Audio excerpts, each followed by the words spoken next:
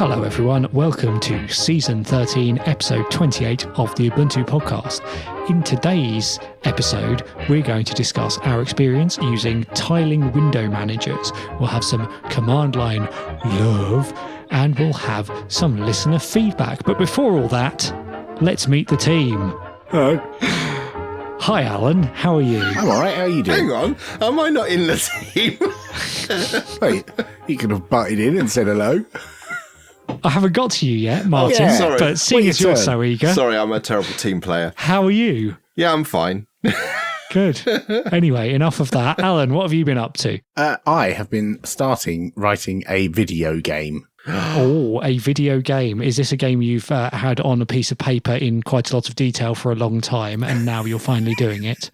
Very much, yes. Although not on a piece of paper. I've blogged a little bit recently. I've been using Standard Notes, and Standard Notes has a built-in blogging platform now called listed.to. And I'll put a link to my blog, and you just type notes directly in Standard Notes, and then you hit a button and it's published, and you can link to it. It's brilliant. And so it's really good for just typing notes. And so I thought I'll type a note about how I have all these projects that I never finish, and I publish that. And I got a lot of people saying, yeah, I feel like that. I could have written that. This is exactly how I feel. And then I had a follow-up post where I said, okay, right, I'm going to do one of these.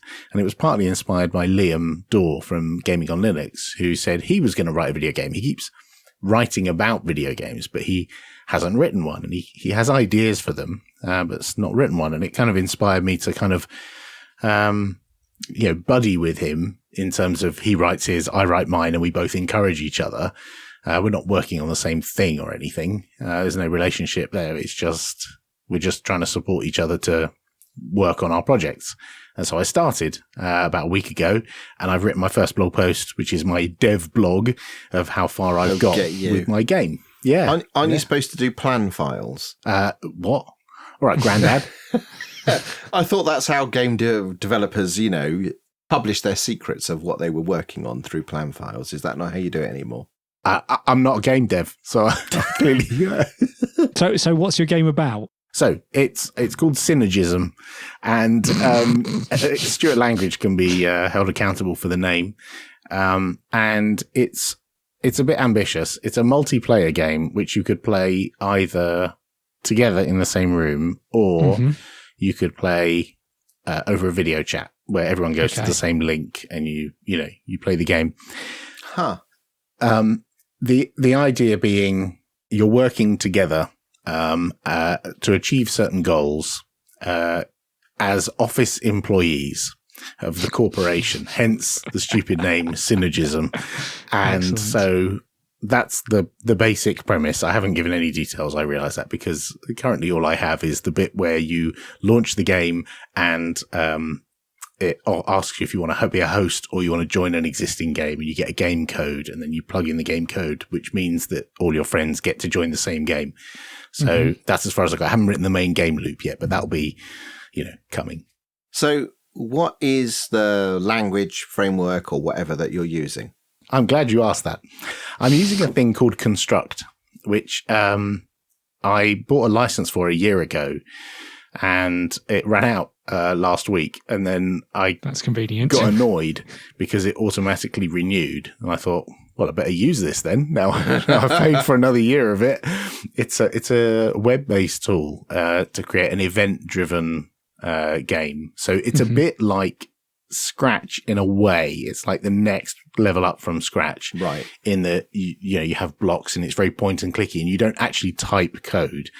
You can say, like, click on the player and say, when the player hits the edge of the screen, bounce off, or when the player hits another object, use physics to determine how he bounces and how he reacts and stuff. And it's very modular and pluggable, and it spits out HTML5 games, so you can just upload it to your website and you've got a web game, or you can upload it to itch.io, or you can create a desktop app as well, and it'll do cross-platform Windows, Mac, Linux. So I have a couple of questions. My first observation is you have said that you are nothing if consistent, and using a tool like Construct seems to segue with what you and Langridge were working on regarding Cabin. Yeah, a bit. I mean, it's nothing like Cabin, but and Cabin was very much for creating Linux desktop applications, whereas this construct is mostly, I think, used for mobile and web games. Like people use it to create Facebook games and stuff. I suppose what I was driving at is it was more about abstracting the complexity of the back-end system and the framework to make it accessible to people that just want to make things. Yeah, and I don't want to learn OpenGL, and I don't want to learn how to do that. No, exactly. So that's why I'm quite pleased to use a tool that abstracts all that away. And because it's web-based and it's stored in the cloud, I can walk up to any computer, log in, and carry on coding, and then save my work and walk away. And I don't have to worry about checking stuff into Git or any of that stuff. And I don't have to worry about whether I'm sat in a pub on a different laptop. The code is there. I just go to the web page and carry on coding. As long as you're in a pub. Well, the primary place of development, yes. Or this office, either or. But yeah, I'm working on it, and we'll link to the blog, and if you want to follow along, you can do. Great. Right, let's have a chat about some tiling window managers.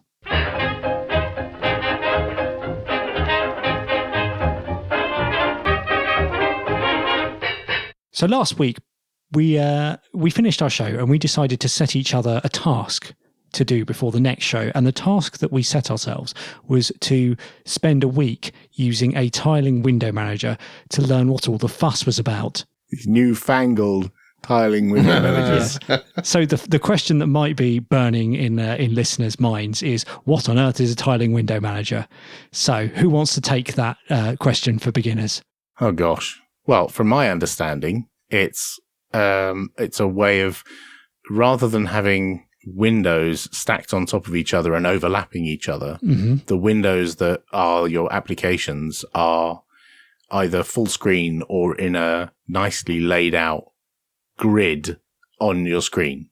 That's, from what I tell, it's that. And now there may be embellishments to that, but that's the fundamental basics, is full screen or in a grid in some way, easily laid out. Non-overlapping. Not overlapping, generally.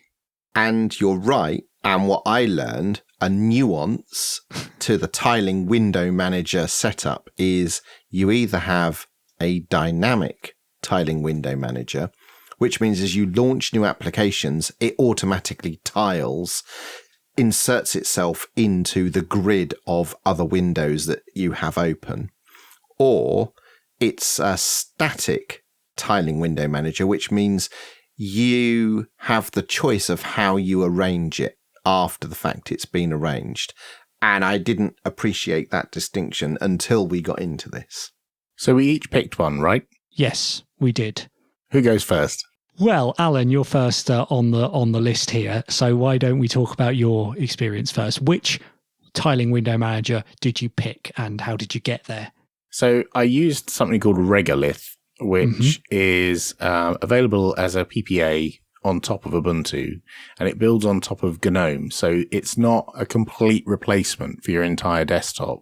It does the tiling thing, which we'll come back to, but it also integrates with GNOME desktop quite well. So you can still launch stuff like GNOME settings and, get to all the GNOME stuff that you're familiar with, which I am familiar with because I use GNOME on a daily basis.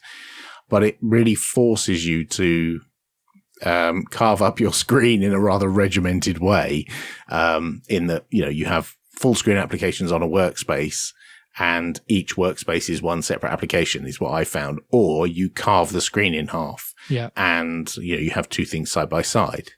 And I just added the PPA to an existing Ubuntu 2004 install, added it, logged out. And when I logged back in again, I chose the little cog session and chose Regolith, and that's it. It's done. And it was very simple. The documentation was great. I just had to add the PPA, apt install a few packages, job done. Cool. Martin, which one did you choose then? Well, I faced a bit of a challenge because, first of all, when we suggested this idea, I was like, right, it's going to be Sway for me. Sway being an i3 compatible tiling window manager that runs on top of Wayland. Right. Okay. And then I very quickly learned I'm using NVIDIA GPUs everywhere, and that was not an option. They're simply not supported by Sway whatsoever. Or rather, NVIDIA doesn't support the mechanisms that, those window managers require. So I had to kick that into touch. So I then went hunting around, knowing that Alan had chosen Regolith and what the window manager beneath that was. I thought, well, I can't choose the same window manager. So I thought, awesome. I'll use the Awesome window manager, which is a well-supported, well-respected tiling window manager. And then realized I would have to get into the business of not setting up the window manager so much, but then how do I integrate my window manager with the rest of my desktop environment, all the settings and peripherals configuration that I take for granted from using a full-blooded desktop environment. And basically, at that point, you're recreating a Linux distribution. And ain't nobody got time for that unless you're in the business of recreating a Linux distribution. So I was a bit like sad face and I kicked that into touch. And then I found what I settled on for the period of testing, which is Gtile, which is a GNOME extension.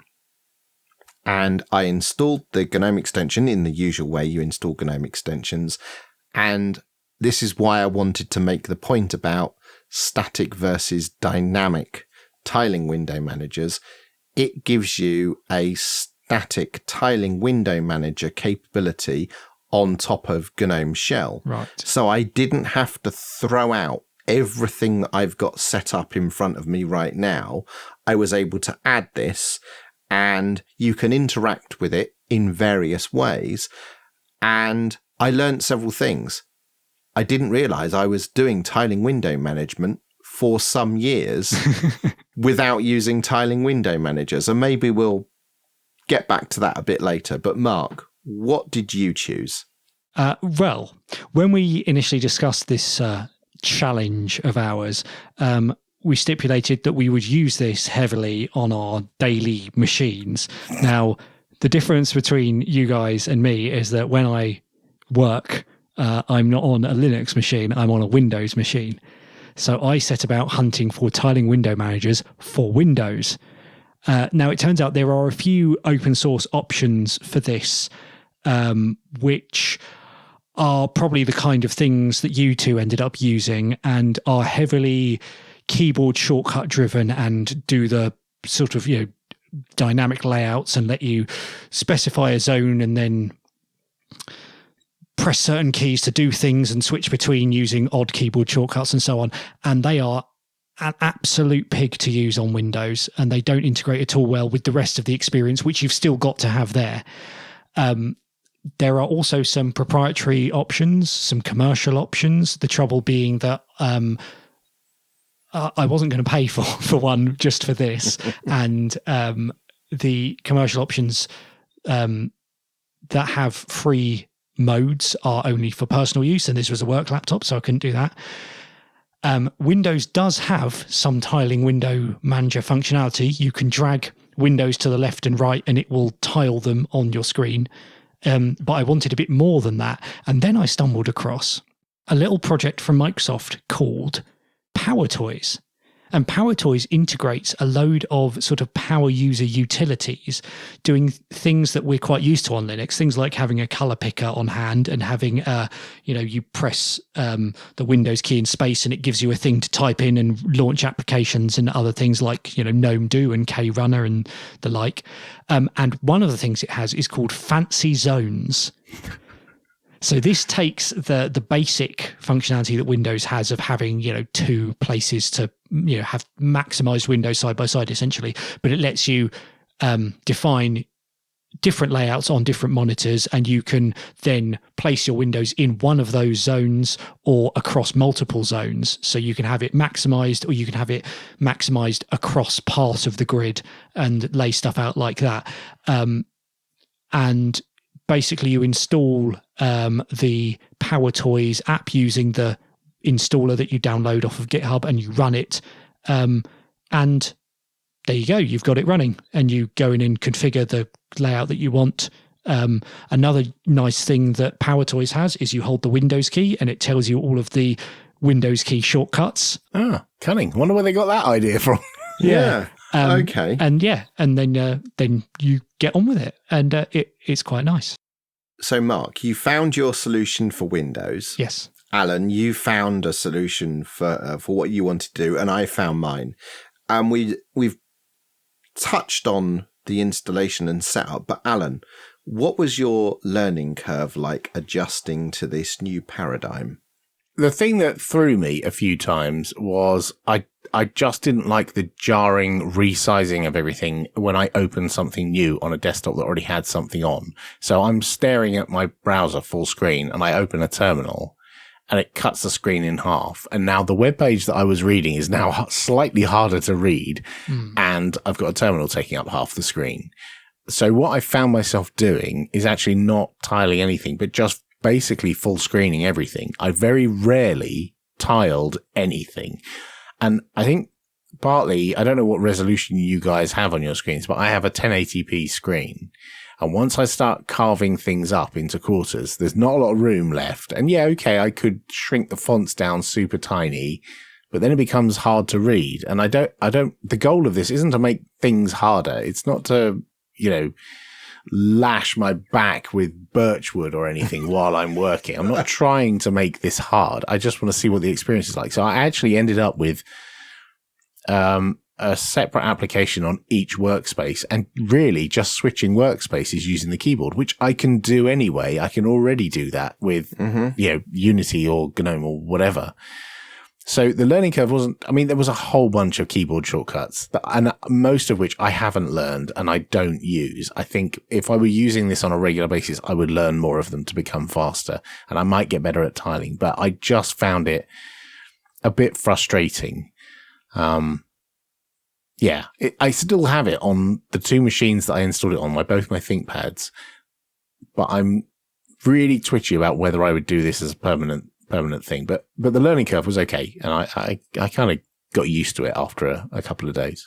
Interesting. So my experiences overlap a little bit with yours, but are entirely opposite to yours, because after counting out actual tiling window managers and using Gtile, I didn't have to change the way that applications were being opened. If I Super T or Control Alt T and bring up a terminal just appears randomly somewhere on the two screens in front of me.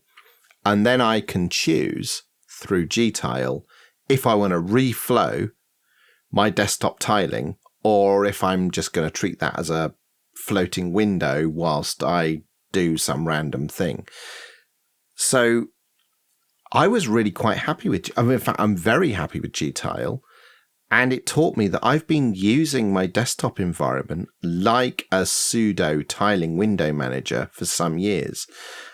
I went to some lengths to add quadrant tiling to the Mate desktop and creating key bindings I thought made sense on all keyboard formats to quadrant tile things in an easy way. And Gtile is an expression of that for the GNOME desktop.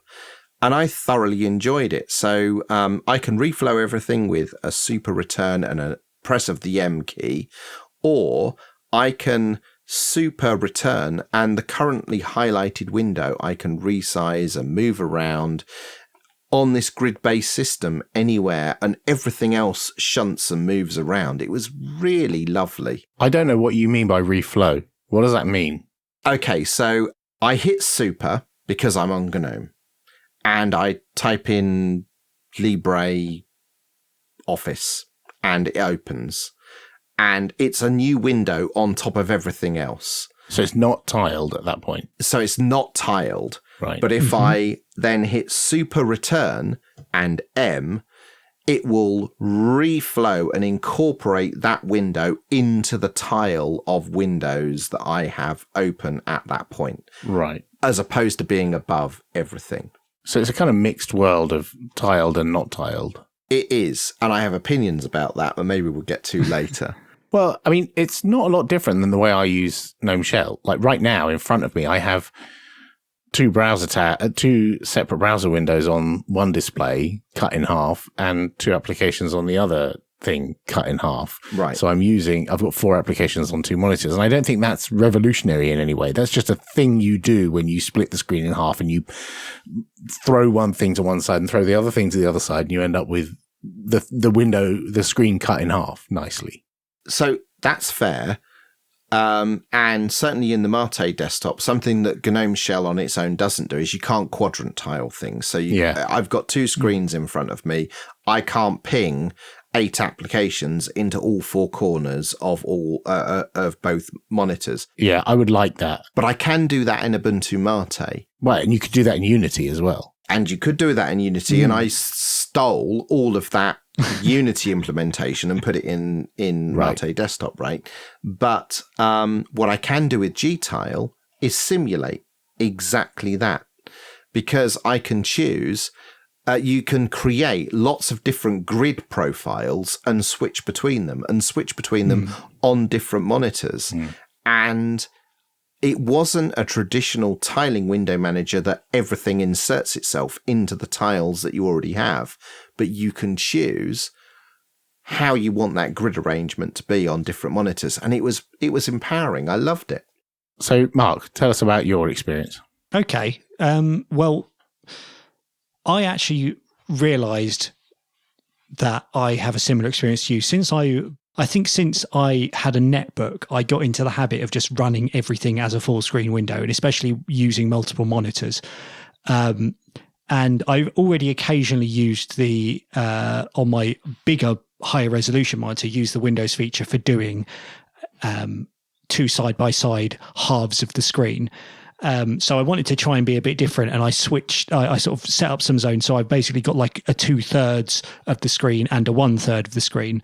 And then basically the keyboard shortcuts are quite simple. You press the Windows key and you press left and right, and it moves it between the zones that you have set up. Or you hold shift while you're dragging a window and you see a sort of overlay of the zones that you've got set up, and it'll highlight where it's going to deploy that window, either into one zone, or if you put it in between 2 or more than 2, it'll spread it across them.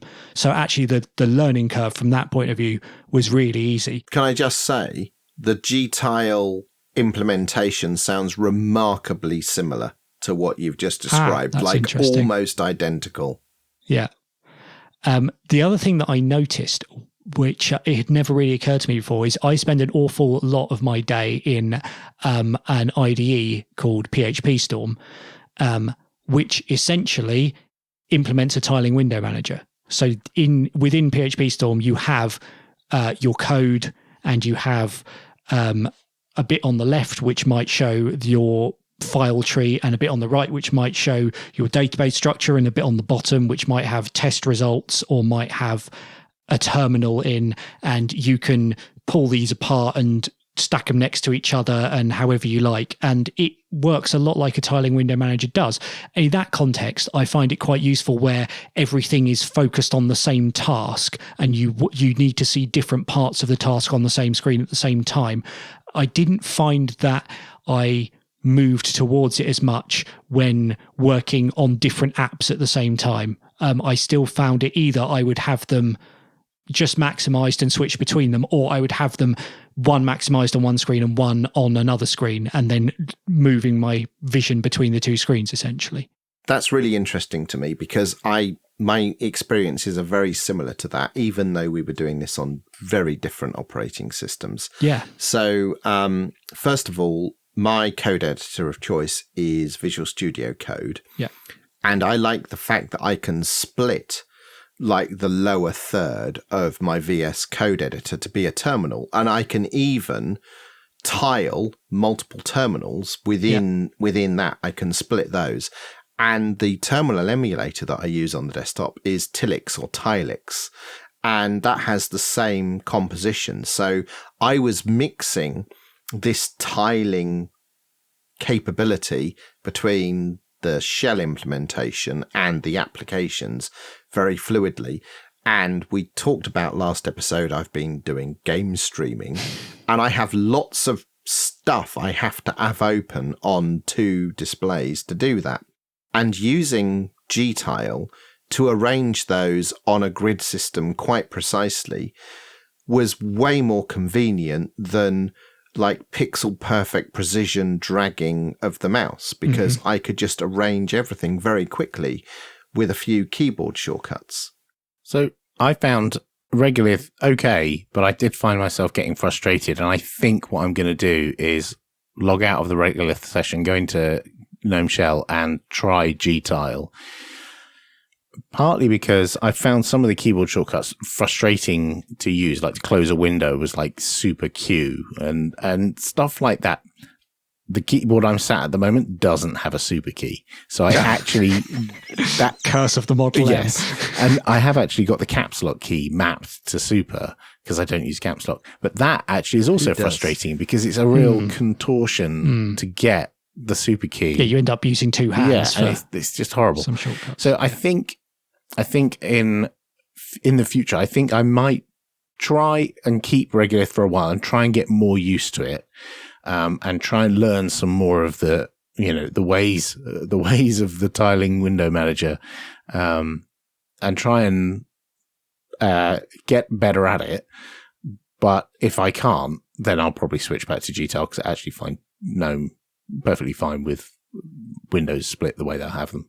I think I will definitely keep Power Toys installed because the whole suite of utilities there is brilliant, and I will probably keep on using Fancy Zones. What I might do is make more use of workspaces alongside it, so I can have some workspaces with more of a tiled layout, and then others where things are just maximized across the two screens. Yeah, I mean, I'm already a big user of workspaces on GNOME desktop, and I found that Gtile filled a gap that I have with the Mate desktop and other similar window managers of being able to quadrant tile things. And it's lovely. So I'm definitely going to keep using Gtile as an extension in my GNOME shell.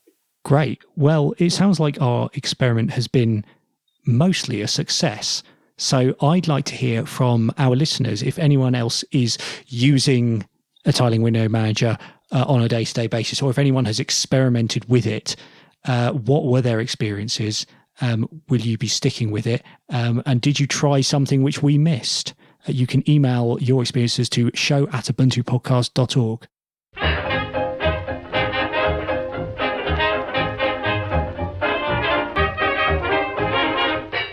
And now it's time for some command line love. And today's command line love is Duff. Isn't that beer? Is it not very good? This is a disk usage / free utility. So this replaces both DU and DF, I think, the common command line utilities, with something a bit prettier. Yeah, it is true. In now an emerging series of seriously pretty command line applications, the Ubuntu podcast presents Duff, which is another very pretty command line application implemented in Go that gives you a very nicely coloured output of disk usage for all of your mounted devices, be they network-based or local storage-based. So it basically just makes DU and DF look nicer with little bar graphs with colors for indicating how full your disk is or the partition or whatever.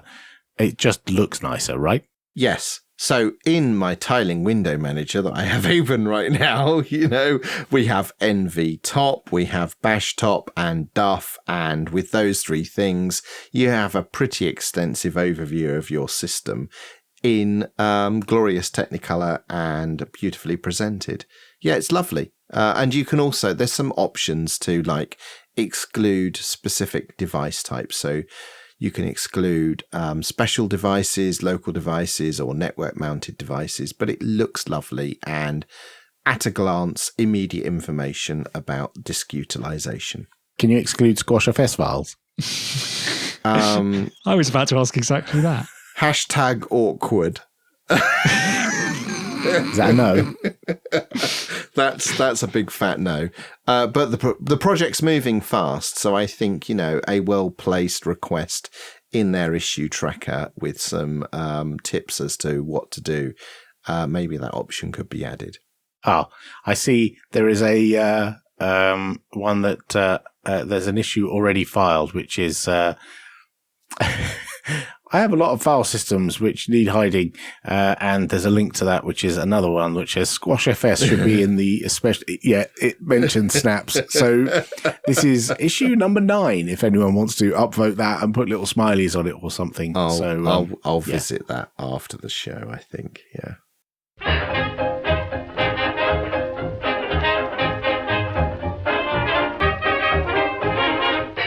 And now it's time for all of your wonderful, wonderful feedback. And a listener we'll call Ted emailed us to show@ubuntupodcast.org. I have an ancient, vintage 2015 laptop, and I've been struggling to install a distribution featuring the 5.8 Linux kernel.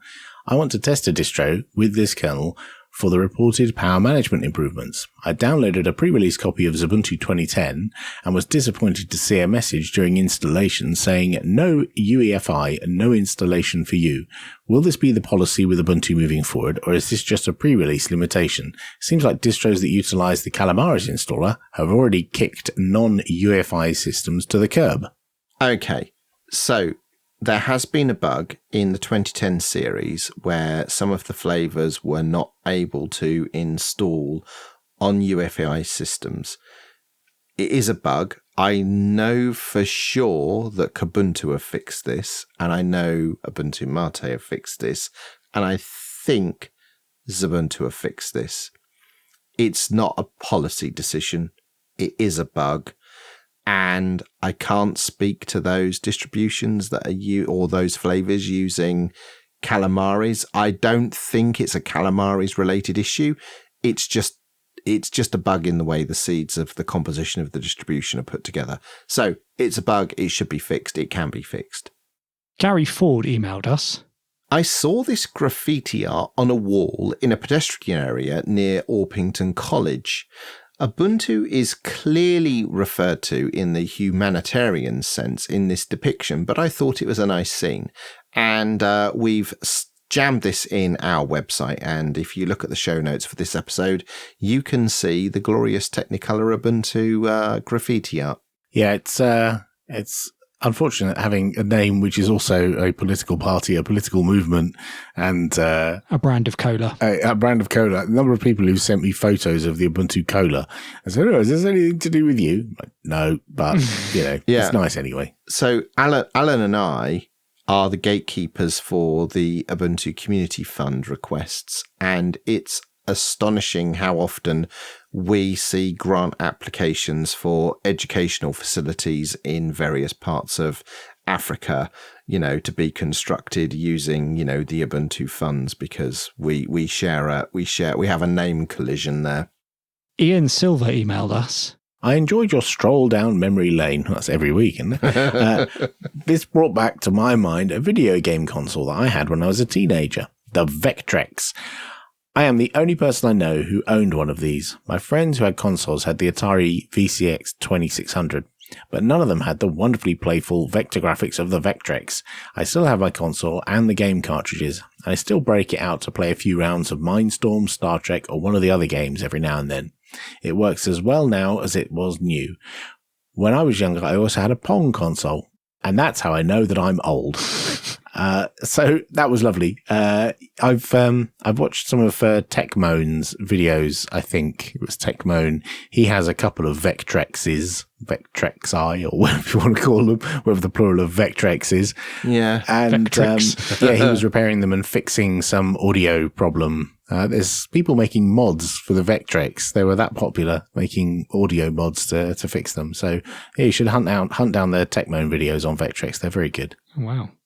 Ian Forbes emailed us. On the subject of old technology being more fun than new technology, I think it depends on the area of technology we're talking about.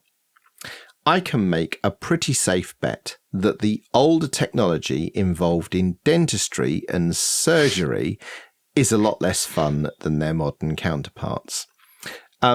So, Ian, I think you make a fair point, although we did predicate our technology assessment on its fun factor, and I'm not necessarily sure that dentistry and surgical instruments were like fun, in air quotes. Wooden teeth. Aren't they fun? Mickey KR5 left a comment on our subreddit /r/Ubuntu podcast. It's totally nostalgia talking, but the computers from the 90s and back were really something else. To this day, I keep several classic Macintosh emulators on my Linux machine to remember the computers I used as a kid.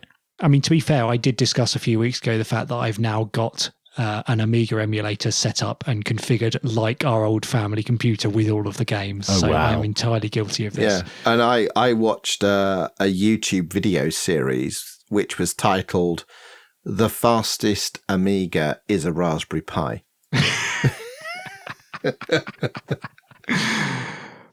Dominic Davis Foster left a comment on our YouTube channel, youtube.com/Ubuntu podcast. I was going to buy a laptop with Ubuntu pre-installed, but it was over £100 more expensive than the Windows version for identical specs. I bought the Windows version and installed 2004 on it, and I'm very satisfied. But why the price difference? So, this is interesting. I would like to ask, maybe you can follow up with this, who was the vendor? Because in the case of, at least what I know, with Dell and IBM, if you choose Ubuntu over Windows in their configurator, you get varying degrees of significant discount by choosing Ubuntu versus Windows. So I'd be interested to know, where you bought that device from. Yeah, I went through a configurator on Dell's website and just went through flipping switches to see if I could reduce the price of a laptop, and just choosing a different OS just dropped it by about 100 quid. Yeah. So yeah, it is possible to do that. Maybe it was busted. I don't know who the vendor was. Maybe I should add to this that in my recent experience, choosing Ubuntu on Lenovo's website generates quite a significant discount, like hundreds of pounds.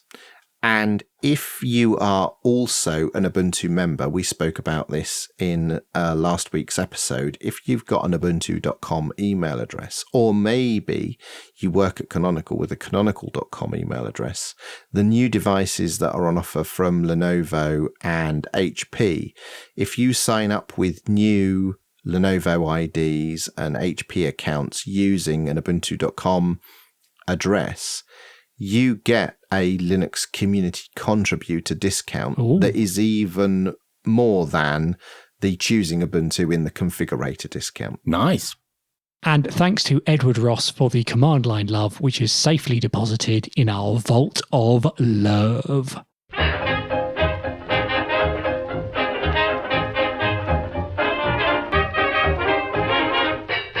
And that's all for episode 28. Thanks for joining, team. Oh, that's thanks. You guys. Yes. I was high-fiving you virtually. You just didn't see it. And thank you all for listening. Join us next week when we'll be discussing some community news, some big boy goings on, and some events.